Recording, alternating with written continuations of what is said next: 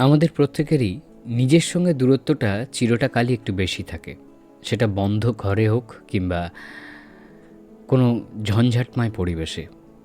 নিজের সঙ্গে দূরত্বটা বেশি থাকে বলেই চট করেই, হুট করেই মন খারাপ, বাইরের মানুষের লোক দেখানো, অন্যের দেখিয়ে দেখিয়ে চলা তাদের জীবনযাপন আমাদেরকে বড্ড বেশি কষ্ট দিতে পারে, বড্ড বেশি যখন তখন ঘেঁটে দিতে পারে।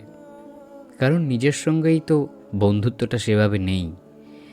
নিজের সঙ্গে সেভাবে বন্ধুত্ব হলে এটা কি কখনো হতে পারত? এটা কি কোনোদিনও হতো?